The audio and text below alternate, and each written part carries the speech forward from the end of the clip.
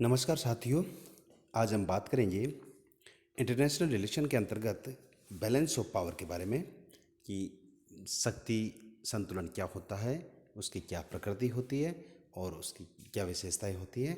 साथ ही शक्ति संतुलन स्थापित करने के तत्वों के बारे में या जो धारणाएं हैं, जो उनके शक्ति संतुलन के मुख्य बिंदु हैं, उनके बारे में बात करेंगे। तो हम बात करते हैं शक्ति संतुलन के बारे में। तो सामान्यतः शक्ति संतुलन का सिद्धांत राज्यों के मध्य आपसी संबंधों के एक सबसे महत्वपूर्ण सिद्धांत रहा है तथा कोई भी राजनेता इसे युद्ध लड़े बिना राष्ट्रीय हितों को प्राप्त करने वाला एक अच्छा मार्गदर्शक मानते रहे हैं। अर्थात बिना किसी युद्ध लड़े हुए शक्ति को बैलेंस बनाए रखना। अपन 20वीं शताब्दी की बात करें तो इससे पहले शक्ति संतुलन के अंतर्राष्ट्रीय व्यवस्था का केवल प्रसिद्ध आधुनिक रूप माना जाता था। मार्टिन राइट इसका वर्णन इस प्रकार करते हैं कि यह अंतर्राष्ट्रीय राजनीति का यथासंभव मूलभूत नियम है। अर्थात जो अंतर्राष्ट्रीय राजनीति है उसका मुख्य बिंदु क्या है? शक्ति संतुलन। पामर एवं पार्किंस कहते हैं कि अंतर्राष्ट्रीय संबंधों का एक आधारभूत सिद्धांत है। अर्थात जो अंतर्राष्ट्रीय संबंध है वो शक्ति और संतुलन पर ही डिपेंड रहते हैं। मार्गेंथो कहते हैं कि सामान्य सामाजिक सिद्धांत की यह एक अभिव्यक्ति है और लिखते हैं कि अंतर्राष्ट्रीय शक्ति संतुलन सामान्य सिद्धांत की विशिष्ट अभिव्यक्ति है जिसमें विभिन्न स्वतंत्र इकाइयों द्वारा बने सभी समाज अपने अवयवों की स्वतंत्रता के देनदार होते हैं।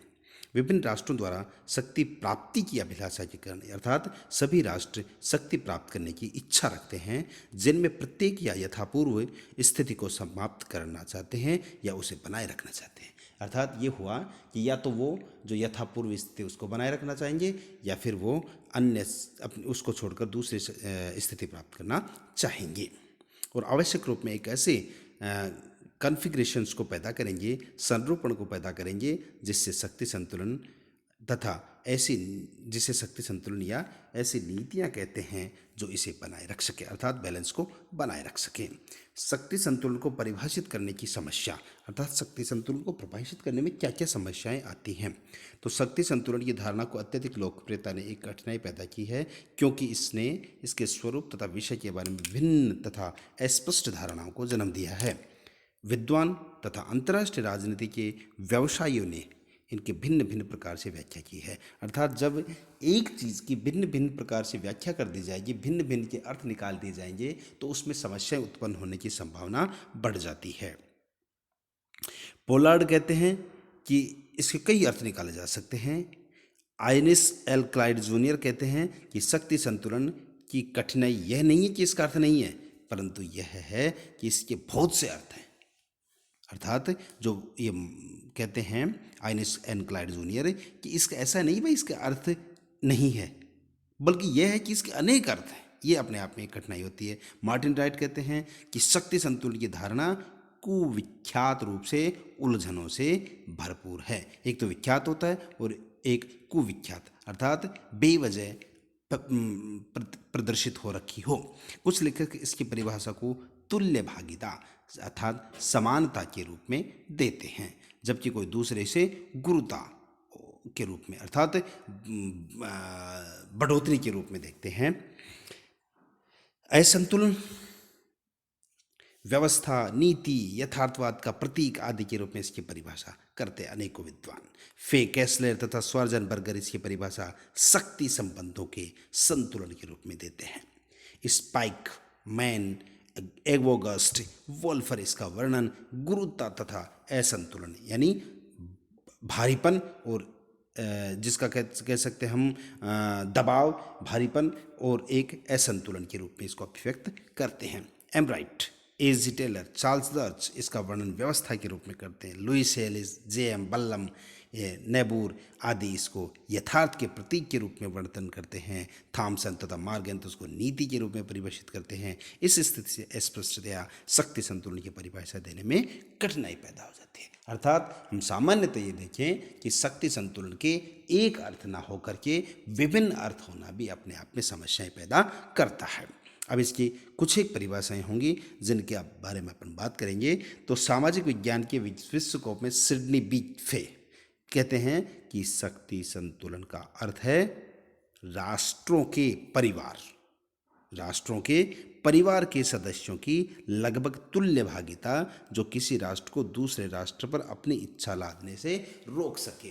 अर्थात जो राष्ट्रों के परिवार है वो तुल्य भागीदारी है, समानता पर आधारित है, जो किसी राष्ट्र को ना तो नीचा देखने के लिए कहे और ना किसी राष्ट्र को बढ़ने की बात कहे।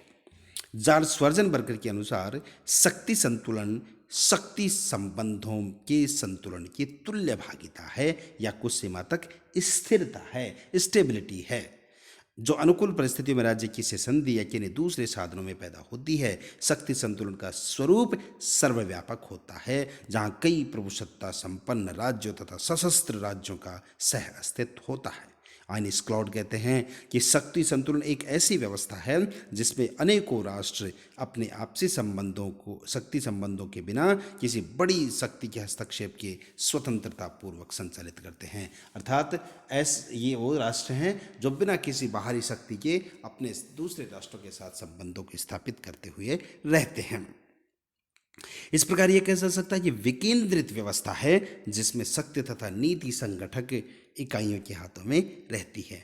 लॉर्ड कैसलरी कहते हैं कि शक्ति संतुलन राष्ट्रों के परिवारों के सदस्यों के बीच ऐसे न्यायपूर्ण तुल्य भागीदारी, न्यायपूर्ण का मतलब ये होता है यहाँ पे कि ऐसा नहीं हो कि किसी राष्ट्र को दबा दिया जाए, किसी राष्ट्र को परेशान किया जाए, को पैदा करना है जो किसी राष्ट्र को इतना शक्तिशाली बनने से रोके कि वह अपनी इच्छा दूसरों पर लाद न सके, इसके रूप में परिभाषित करता है। अब है शक्ति संतुलन की इन सभी परिभाषाओं से यह स्पष्ट हो जाता है कि विभिन्न विद्वानों शक्ति संतुलन के विभिन्न भिन्न ढंग से पैदा करते हैं। अर्थात जो इन चार परिभाषाओं को अपने देख से पता चला है कि ये तुल्य भारिता और असंतुलन को एक जाय करने की कोशिश करती है। अर्थात ऐसी तुल्य भारिता जिसमें राष्ट्र अपने बिना किसी दूसरे की इच्छाओं को अपने ऊपर ला दे, अपने संबंधों को बनाए रखें। अब इसकी विशेषताओं और प्रकृति के बारे में बात करते हैं। तो शक्ति संतुलन की कोई एकल तथा सामान्य परिभाषा बना पाने की असमर्थता के कारण हमें शक्ति संतुलन के लक्षणों का अध्ययन करना पड़ेगा। परिभाषा नहीं बना सकते, इसलिए हम इसके लक्षणों को देखेंगे और इसके आधार पर अपने मन के विचार रखने का प्रयास करेंगे। पामर तथा पार्किंस ने शक्ति संतुलन के निम्नलिखित मुख्य लक्षण बताए हैं जिनसे इसके स्वरूप को स्पष्ट किया जा सकता है या पता लगाया जा सकता है। पामर पार्किंस ने इसके लक्षणों के बारे में बताया है। पहला है संतुलन। शक्ति संतुलन का अर्थ होता है अपने आप में संतुलन, बैलेंस, अर्थात ना किसी भी प्रकार का कोई असमानता नहीं होना। राजनीतिक ढांचों से शक्ति संबंधों में गतिशीलता के कारण निरंतर सदैव परिवर्तनशील होता रहता है। यद्यपि इसका अर्थ संतुलन है तथापि इसमें अंतर्राष्ट्रीय असंतुलन भी निहित होता है। दूसरा है अस्थायी और स्थिर। वास्तविक रूप में शक्ति संतुलन की व्यवस्थाएं अस्थिर तथा अस्थायी होती है। वास्तव में तो क्या होता है, शक्ति संतुलन की स्थितियां अस्थिर और अस्थायी होती हैं। कोई भी विशेष शक्ति संतुलन केवल कुछ समय के लिए रहता है, अर्थात ये केवल थोड़े समय के लिए रहेगा, फिर अपने आप में इसकी भिन्नता आने चालू हो जाएगी। सक्रिय प्रयत्नों द्वारा शक्ति संतुलन को सक्रिय मानवीय प्रयासों से प्राप्त किया जा सकता है। शक्ति संतुलन कैसे प्राप्त किया जा सकता है? जब मनुष्य सक्रिय हो जाएगा। यह कोई अपने आप में ईश्वरीय देन नहीं है कि भगवान ने यह कर दिया कि आप इस प्रकार का संतुलन आप में है। राज्य किसी बात के होने का इंतजार नहीं कर सकते। अगर उन्हें जीवित रहना तो उसे समय समय पर अपनी शक्ति को किसी बढ़ती शक्ति के विरुद्ध संतुलन बनाए रखने के लिए तथा युद्ध करने को लिए तैयार रहना पड़ेगा। शक्ति संतुलन तब बन पाएगा जब हम सक्रिय रहेंगे। अगला है यथापूर्व स्थिति का समर्थक। शक्ति संतुलन तब भी बनाया जा सकता है कि वो जो पहले वाली स्थिति थी उसी पर कायम रहने की छूट दे दी जाए। अगला है शक्ति संतुलन की कसौटी युद्ध होता है। शक्ति संतुलन की कसौटी क्या होगा? युद्ध। अर्थात अगर शक्ति संतुलन नहीं होता तो हम युद्ध के द्वारा शक्ति संतुलन स्थापित कर सकते हैं। वास्तविक शक्ति संतुलन शायद ही कभी विद्यमान होता हो। संतुलन की वास्तविक कसौटी युद्ध है और जब युद्ध शुरू होता है तो संतुलन अपने आप में समाप्त हो जाता है और तथा जो स्थितियां शक्ति संतुलन पैदा करने होने रोकती हैं वे पैदा होती हैं। अगला है शक्ति संतुलन के प्रति वस्तुनिष्ठ तथा व्यक्तिनिष्ठ दृष्टिकोण। अर्थात शक्ति संतुलन के वस्तुनिष्ठ तथा व्यक्तिनिष्ठ दोनों तरह के दृष्टिकोण होते हैं। वस्तुनिष्ठ दृष्टिकोण के अनुसार शक्ति संतुलन ऐसी स्थिति है जिसमें विरोधी राष्ट्र या राष्ट्रों का समूह शक्ति में प्राय समान ही होते हैं, ऐसा विचार इतिहासकार रखते हैं। व्यक्तिनिष्ठ दृष्टिकोण के अनुसार शक्ति संतुलन एक ऐसी स्थिति है जिसमें राष्ट्र किसी भी एक या दूसरे तरफ अपने हितों को ध्यान में रखकर कार्य करते हैं। इस तरह के विचार राजनीतिज्ञों के होते हैं। स्पाइकमैन के अनुसार मामले की सच्चाई यह है कि राष्ट्र केवल उस शक्ति संतुलन में रुचि रखते हैं जो अनुकूल हो। राष्ट्र क्या करते हैं, जो अपने अनुकूल हो उसी में शक्ति संतुलन की सही बात करते हैं। संतुलन नहीं बल्कि एक प्रकार का असंतुलन उनका उद्देश्य होता है। अगला है शांति का उपकरण नहीं। शक्ति संतुलन अपने आप में शांति का उपकरण नहीं, मूल रूप से शांति स्थापित करने वाला उपकरण नहीं, यह युद्ध को संतुलन बनाए रखने वाला साधन है। ये शांति स्थापित नहीं होगी बल्कि एक तरह से ये बैलेंस रखेगा युद्ध को संतुलन। इसका अंतिम आश्रय युद्ध ही होता है। अगला है बड़ी शक्तियां शक्ति संतुलन के कार्यकर्ता होती हैं, अर्थात ये ही अपने आप की ठकुराई प्रदान करती हैं कि हम ही राष्ट्रों के मध्य शक्ति तुलन स्थापित कर सकते हैं। अर्थात ये कार्यकर्ता या खिलाड़ी होते हैं जो छोटे राज्य या तो दर्शक होते हैं या फिर ये खेल के शिकार होते हैं। राज्यों की बहुसंख्या एक अनिवार्य शर्त। शक्ति संतुलन व्यवस्था भी तभी कार्यान्वित होती है जब बहुत सी शक्तियां हों तथा जिनमें से प्रत्येक शक्ति संबंधों में एक विशिष्ट संतुलन या तुल्य भागीता पाई जाती हो तथा दृढ़ निश्चय हो। इकाइयों की अधिक संख्या तथा युद्ध में किसी भी इकाई को समाप्त न करने के नियम दोनों ही शक्ति संतुलन के मूल लक्षण हैं। राष्ट्र हित इसका आधार होता है।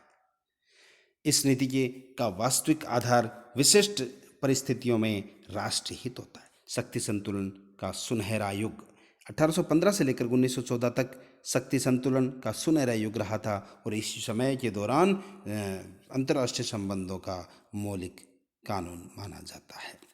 अब शक्ति संतुलन के जो क्या ढंग हैं या क्या प्रकार हैं, किस प्रकार से शक्ति संतुलन स्थापित किया जाएगा, इसके बारे में बात करते हैं। तो शक्ति संतुलन एक ऐसा खेल है, एक खेल है शक्ति का खेल, अर्थात यह शक्ति का खेल है जिसे कई कार्यकर्ता विभिन्न साधनों की सहायता से तथा विभिन्न ढंगों से खेलते हैं। अंतर्राष्ट्रीय संबंधों में शक्ति संतुलन का संचालन करने के लिए राष्ट्रों के सजग प्रयत्नशील रहते हैं।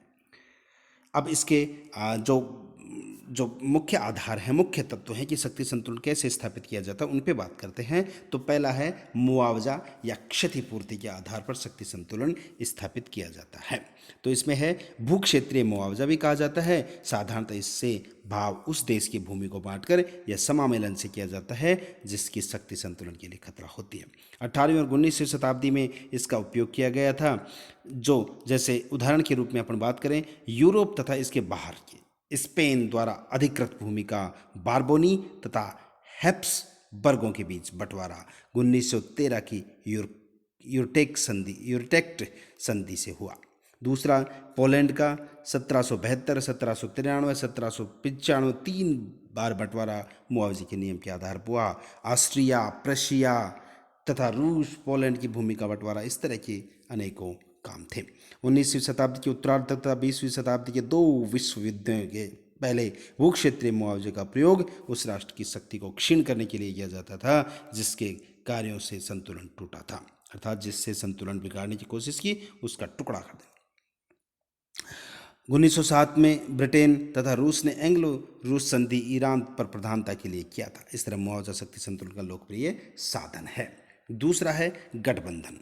गठबंधनों को शक्ति संतुलन बनाए रखने का प्रमुख साधन माना जाता है। मार्गेंतो के शब्दों में गठबंधन बहुराज्य व्यवस्था के अंदर कार्यान्वित होने वाली शक्ति संतुलन का आवश्यक कार्य होता है और यह एक ऐसा साधन है जिसके द्वारा राष्ट्रों का संगठन ऐसे सैनिक या सुरक्षा समझौतों या संधियां करता है जिनका उद्देश्य विरोधी राष्ट्र की शक्ति की तुलना में अपनी शक्ति का संवर्धन करना होता है।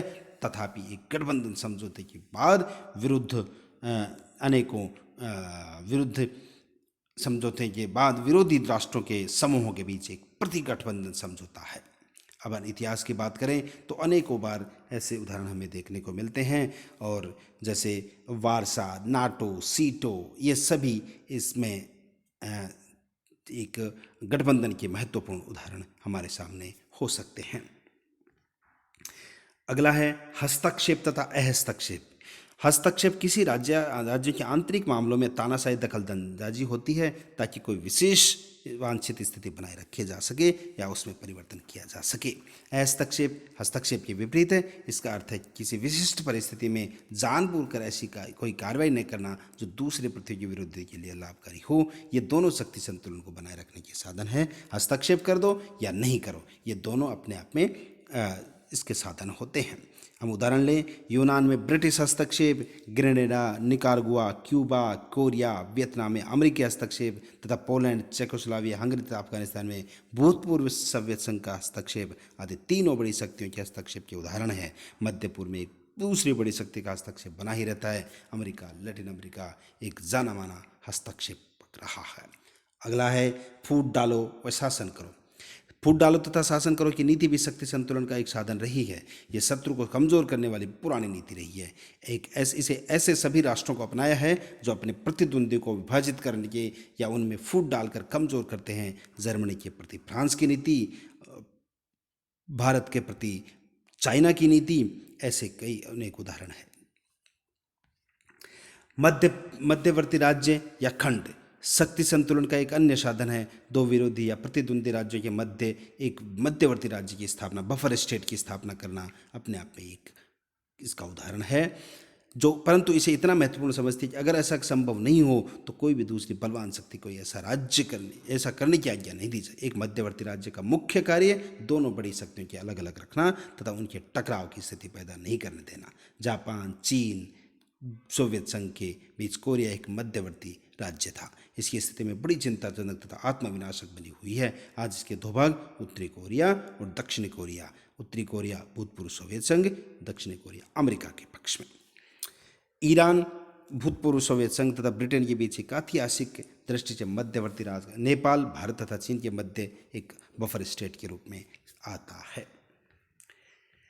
अगला है शस्त्रीकरण तथा निशस्त्रीकरण। सभी राष्ट्र विशेषतया बड़ी शक्तियां विश्व में शक्ति संबंध बनाए रखने के लिए साधन के रूप में सैनिक शस्त्रीकरण को बड़ा महत्व मानते हैं।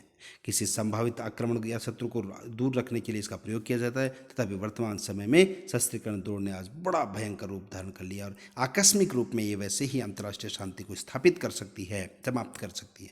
ये विश्व शांति तथा सुरक्षा अर्थात संतुलन के लिए सबसे बड़ा गंभीर परिणाम स्वरूप आजकल शस्त्रीकरण के विपरीत निशस्त्रीकरण तथा शस्त्र नियंत्रण अंतर्राष्ट्रीय शांति तथा सुरक्षा को बनाए रखने के लिए आदर्श समझे जाते हैं।